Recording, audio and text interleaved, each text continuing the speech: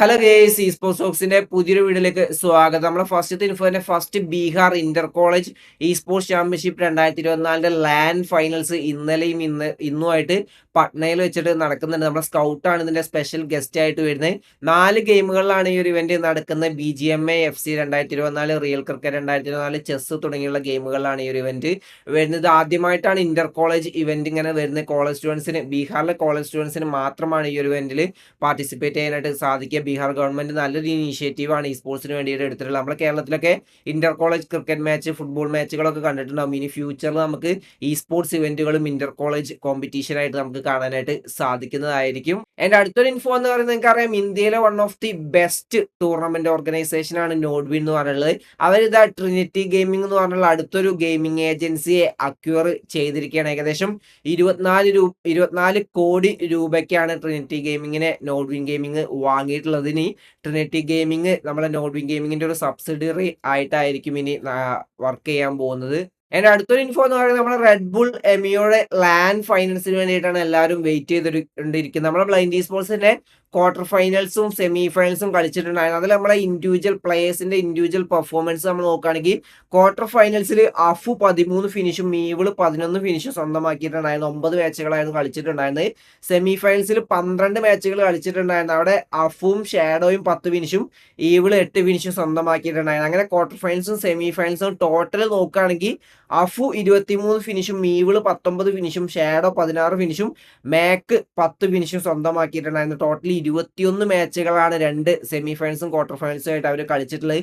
അങ്ങനെ നോക്കുകയാണെങ്കിൽ അഫു മാത്രമേ ഒരു FD, അതായത് ഒരു മാച്ചിൽ ഒരു ഫിനിഷ് ആവറേജിൽ സ്വന്തമാക്കിയുള്ളത്. ബാക്കിയുള്ളവരൊക്കെ അതിനും താഴെ FD റേഷ്യോയിലാണ്, അല്ലെങ്കിൽ ആവറേജ് റേഷ്യോ ആണ് സ്വന്തമാക്കിയുള്ളത്. അഫുയുടെ ഭാഗത്ത് നിന്ന് മാത്രമേ ആ ഒരു ടോപ്പ് പെർഫോമൻസ് നമുക്ക് കാണാനായിട്ട് സാധിച്ചുള്ളൂ. അതിന് എസ്പെഷ്യലി എടുത്തു പറയേണ്ടത് നമ്മളെ സ്പൈയോപ്പി ആയിരുന്നു ഈ ഒരു ലൈനപ്പിൽ ടോപ്പ് ഫ്രാഗർ ആയിട്ട് നിന്നിട്ടുണ്ടായിരുന്നത്, അല്ലെങ്കിൽ അഫുയുടെ കൂടെ ആ ഒരു കോമ്പറ്റീഷനിൽ ഉണ്ടായിരുന്നത്.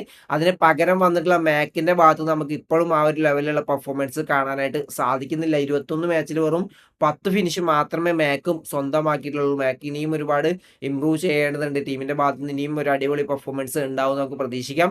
റെഡ് ബുൾ ഇവന്റിന്റെ ഗ്രാൻഡ് ഫൈനൽസിന് 2 ദിവസം ഓൺലൈനായിട്ട് നടന്നിട്ടുണ്ടായിരുന്നു. അതിന്റെ 3ാമത്തെ ദിവസം ലാൻഡ് ഫൈനൽസ് ചെന്നൈയിൽ വെച്ചിട്ട് 1-ാം തീയതി നടക്കാനിരിക്കുകയായിരുന്നു. പക്ഷെ ചെന്നൈയിൽ മഴയും കാര്യങ്ങളൊക്കെ ആയതുകൊണ്ട് തന്നെ ആ ഒരു ലാൻഡ് ഇവന്റ് പോസ്റ്റ്പോൺ ചെയ്തിരിക്കുകയാണ്. ഈ 8-ാം തീയതിക്കാണ് അവരിപ്പോ മാറ്റി വെച്ചിട്ടുള്ളത്. ഇനി കൂടുതൽ അതിന്റെ അപ്ഡേറ്റ്സുകൾ നമുക്ക് വരുന്ന ദിവസങ്ങൾ അറിയാനായിട്ട് സാധിക്കും. ചെന്നൈയിൽ ഈ ഒരു സിറ്റുവേഷൻ പെട്ടെന്ന് തന്നെ മാറിക്കഴിഞ്ഞു കഴിഞ്ഞാൽ നമുക്ക് പെട്ടെന്ന് തന്നെ ആ ഒരു ഇവന്റും കാണാനായിട്ട് സാധിക്കുന്നതായിരിക്കും. ഒപ്പം തന്നെ സ്കൈ സ്പോർട്സിന്റെ ചാമ്പ്യൻഷിപ്പിന്റെ അപ്പർ ബ്രാക്കറ്റും ലോവർ ബ്രാക്കറ്റും നടക്കാനിരിക്കുന്നുണ്ട്. അതും കുറച്ച് ഡിലേ ആവുന്നതാണ് സ്കൈ സ്പോർട്സിന്റെ ഭാഗത്ത് നിന്ന് കിട്ടിയുള്ള അപ്ഡേറ്റ്. അപ്പൊ കറന്റ് ഇപ്പൊ BGMA ഇവന്റ്സുകളൊന്നും നടക്കുന്നില്ല.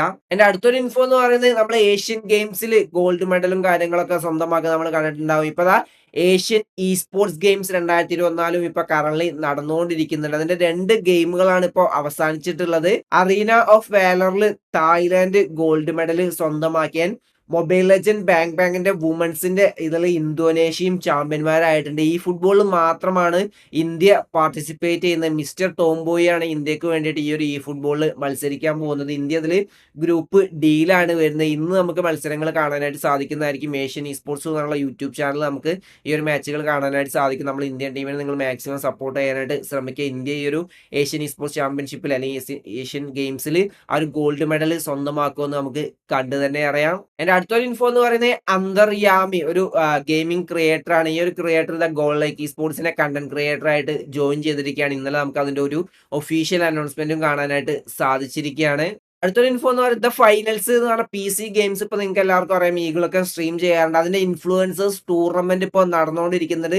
ഡേ 2 വരെ ടീം ഈഗിൾ ആ ഒരു ടോപ്പ് പൊസിഷനിൽ ഗ്രൂപ്പ് സ്റ്റേജിൽ ഉണ്ടായിരുന്നു. ഇപ്പൊ ഡേ 4 അവസാനിച്ചപ്പോൾ ടീം റെബൽ ആ ഒരു കോൺസ്റ്റേബിൾ ടോപ്പിലേക്ക് എത്തിയിരിക്കുകയാണ്. 2ാം സ്ഥാനത്താണ് ടീം ഈഗിള് നിൽക്കുന്നത്. ഇനിയും ഒരു ദിവസം കൂടിയാണ് ഈ ഒരു ഗ്രൂപ്പ് സ്റ്റേജ് ഉള്ളതെന്ന് തോന്നുന്നു. അതിനുശേഷം നമുക്ക് മെയിൻ ഇവന്റ് കാണാനായിട്ട് സാധിക്കും. ടീം ഈഗിള് ഇതിന്റെ ചാമ്പ്യന്മാരാവോ ഇല്ലേ എന്നൊക്കെ നമുക്ക് കണ്ടു തന്നെ അറിയാം. എന്റെ അടുത്തൊരു ഇൻഫോ എന്ന് പറയുന്നത് പോക്കിമോൻ യുണൈറ്റഡിന്റെ ഏഷ്യൻ ചാമ്പ്യൻഷിപ്പ് ലീഗിന്റെ ഇന്ത്യ ലീഗിന്റെ ഡേ 2 വരെ നമുക്ക് അവസാനിച്ചിട്ടുണ്ടായിരുന്നു. RNTX ആയിരുന്നു ആ ഒരു കോൺസ്റ്റേബിൾ ടോപ്പിൽ ഉണ്ടായിരുന്നു. ഇനി ഡേ 3 മത്സരങ്ങൾ ഇന്ന് നമുക്ക് കാണാനായിട്ട് സാധിക്കും. ഇന്ന് സ്കൈ സ്പോർട്സിന്റെ യൂട്യൂബ് ചാനൽ നമുക്ക് മാച്ചുകൾ കാണാനായിട്ട് സാധിക്കുന്നതായിരിക്കും. ടോട്ടൽ 7 ദിവസമാണ് ഈ ഒരു ഗ്രൂപ്പ് സ്റ്റേജ് ഉള്ളത്. അതിന്റെ 8ാമത്തെ ദിവസം പ്ലേ ഓഫ്സ് ഉണ്ടാവും. അതിനുശേഷം അറിയാം ചാമ്പ്യന്മാർ ജപ്പാനിലേക്ക് ഇന്ത്യയെ റെപ്രസെന്റേറ്റ് ചെയ്ത് ഏഷ്യൻ ചാമ്പ്യൻഷിപ്പ് കളിക്കാൻ പോകുന്നതായിരിക്കും. ആൻഡ് ഇതിന്റെ പ്രൈസ് പൂൾ, ഇന്ത്യ ലീഗിന്റെ പ്രൈസ് പൂൾ ഏകദേശം 10-30 ലക്ഷത്തിന്റെ അടുത്തും വരുന്നുണ്ട്. എന്തായാലും നമുക്ക് നോക്കാം ആരായിരിക്കും ഇതിൽ ടോപ്പ് പെർഫോമൻസ് കാഴ്ചവെക്കാൻ പോകുന്നതെന്ന്. അപ്പൊ ഇന്നത്തെ വീഡിയോ ഇത്രയുള്ള വീഡിയോ ഇഷ്ടപ്പെട്ട ലൈക്ക് അടിക്കുക, നിങ്ങൾ ഇപ്പോൾ കമന്റ് രേഖപ്പെടുത്താം. അടുത്ത വീഡിയോസ് വരുന്നവരെ ബൈ ഗൈസ്.